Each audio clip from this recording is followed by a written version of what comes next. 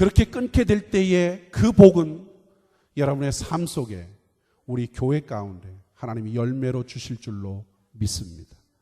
마지막 세 번째로 금년 한 해를 축복과 승리의 한 해로 만들기 위해서는 우리 모두가 하나님 말씀 앞에서라면 온전히 순종해야 된다라는 것이에요. 하나님의 말씀 앞에서 온전히 순종하고 하나님의 역사를 기다려야 된다라는 것입니다. 세 번째 그들에게 들려온 하나님의 음성이 뭐냐면 이제는 순종하라는 거예요. 한번 본문으로 다시 돌아가 볼까요? 여호수아서 6장 2절부터 말씀을 보겠습니다.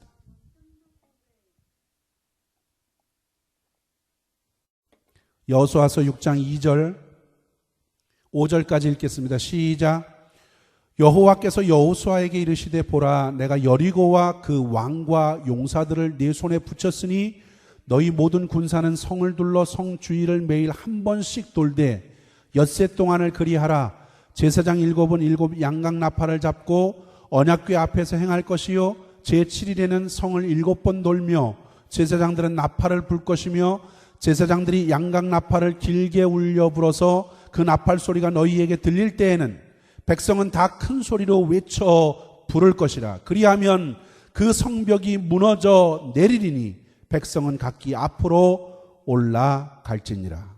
여러분 본문을 유심히 잘 살펴보시기 바랍니다. 백성들이 성을 한 번 돌고 그 성이 무너졌나요? 무너지지 않았어요. 이틀째에 성이 무너졌나요? 무너지지 않았어요. 사흘 되던 때에 성이 무너졌나요? 무너지지 않았어요. 그들은 6일 동안 매일 한 번씩 돌고 난 뒤에 마지막 7일이 되는 날 7번까지 하나님이 명령하시고 하나님이 말씀하신 것을 다 이행한 후에 그 성이 무너졌다는 사실을 오늘 말씀은 우리에게 보여주고 있습니다. 이것이 우리에게 무엇을 말씀해 주고 있어요? 그것은 주님의 말씀은 하나도 어김없이 하나님의 명령대로 순종하는 온전한 순종이 있었을 때에 하나님은 기적을 행하신다라는 것입니다. 한 성서학자는 이 본문의 말씀을 묵상하다가 아주 이런 유명한 이야기를 했어요. 한 번의 순종이 상황을 바꾸지 않을 수도 있다. 그러나 당신의 온전한 순종은 결국에는 반드시 상황을 바꾸고야 만다 그랬어요. 우리는 신앙생활을 하다가 때때로 한 번쯤 하나님 앞에 순종할 마음은 갖습니다. 그래서 순종해 봐요. 또 기도도 해봅니다. 근데 한 번 기도해 봐서 응답이 안 와요. 한 번 순종해 봐서 우리의 삶에 별다른 차이가 없어요. 그러면 우리는 뭐라고 얘기합니까? 기도해 봐도 소용이 없어. 그렇게 하면서 우리는 기도를 포기합니다. 우리의 순종함을 그냥 내려놓습니다. 그러나 하나님은 오늘도 누구를 보시느냐? 믿는 사람을 보신다라는 거예요. 믿음을 가지고 있는 사람을 보신다라는 것입니다. 한 번의 순종이 우리의 상황을 바꾸지 않을 수도 있어요. 그러나 하나님 앞에 온전한 순종은 반드시 우리의 상황 속에 하나님의 기적과 역사를 나타내 주신다는 사실입니다. 생각해 보세요. 왜 하나님이 이스라엘 백성들로 하여금 성 한 바퀴만 돌고 무너뜨리지 그렇게 하지 않으셨을까요? 한 번 돌면 하나님이 무너뜨릴 수 있는 능력이 없으시기 때문일까요? 아니에요. 왜 하나님의 상을 한 바퀴 돌지 않고 7째 날까지 온전히 돈 후에 그들의 성을 무너뜨리느냐면 그들로 하여금 온전한 순종을 요구하셨다는 사실입니다.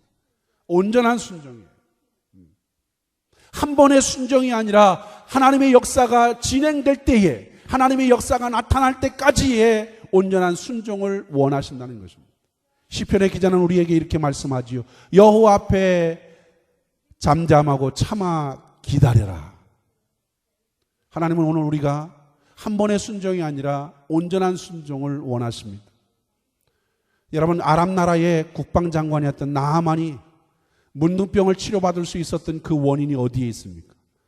한 번의 순종이 아니라 하나님의 종의 말씀에 온전히 순종했던 그 순종이 결국 그에게 치료의 역사를 가져왔던 것입니다. 그래요. 하나님은 오늘 이 한 해 우리에게 묵묵히 순종하는 모습을 보고 계십니다.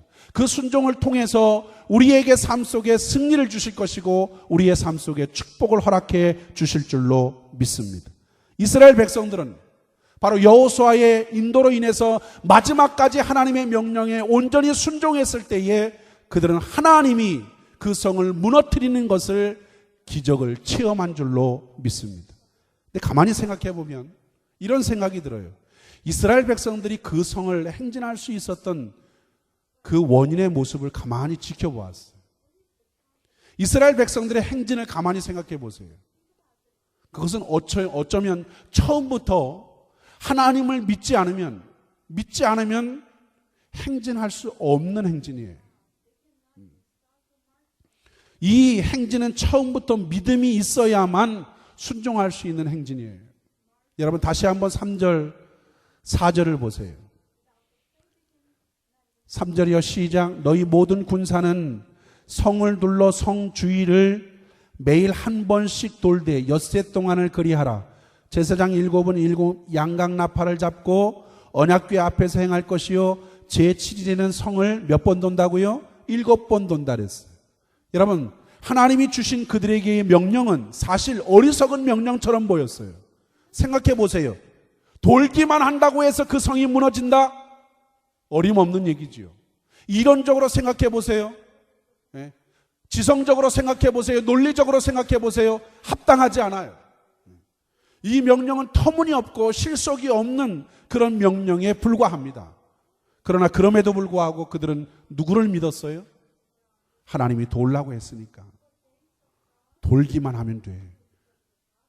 무너뜨리는 것은 우리가 무너뜨리는 것이 아니라 하나님이 하실 거야. 할렐루야. 그들은 누구를 믿었어요? 그들은 자신의 능력을 믿은 것이 아니라 하나님을 믿고 하나님을 신뢰한 줄로 믿습니다. 비록 이 명령이 어리석은 명령같이 보이고 내 이론과 내 이성에 반대되는 것처럼 보일지라도 그것이 하나님이 주신 말씀이고 명령이라면 그 말씀 앞에 온전히 순종하게 될 때에 하나님의 역사는 시작이 된다는 것입니다. 그래요. 이스라엘 백성들의 믿음이 바로 여기에 있어요. 그들은 그 믿음으로 이 행진을 시작했고 그들은 그 믿음으로 최후의 함성을 질렀습니다. 그 믿음의 결과가 무엇입니까? 그것은 여리고성이 무너지는 그런 놀라운 축복을 경험한 것입니다. 그러므로 이 한 해 진정으로 여러분들의 삶 속에서 승리하기를 원하시고 정말 축복의 한 해가 되기를 원하신다면 내 생각을 내려놓으십시오. 다시 얘기하지만 여러분의 생각 가지고 신앙생활 성공하지 않습니다. 성공할 수도 없습니다. 내 능력과 내 경험과 내 지혜 가지고 신앙생활 성공할 수 없습니다. 하나님은 그 사람이 그 생각을 포기하기까지, 그 사람의 방법을 포기하기까지, 그 사람의 고집을 포기하기까지 하나님은 그대로 계십니다.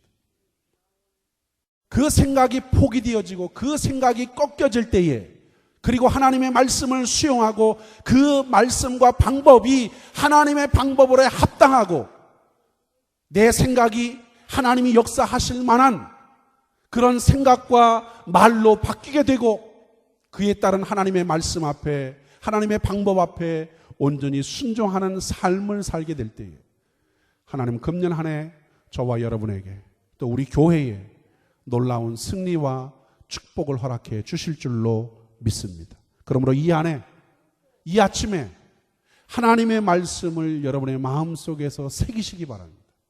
무엇을 하든지 하나님 앞에 하나님의 생각에 초점을 맞추고 무엇을 하든지 어떤 환경에 놓여있든지 간에 그 속에서 여러분의 능력을 보거나 여러분의 재능을 보거나 여러분의 경험을 보지 말고 그 속에서 하나님이 역사하신다면 라고 하는 부정적인 생각과 부정적인 말을 멀리하고 부정적인 생각이 아닌 긍정적인 생각과 긍정적인 말을 통해서 하나님이 역사할 수 있도록 만들어 놓고 그리고 그 말씀 앞에 온전히 순종하여 살아가기만 한다면 하나님은 이 한 해 우리에게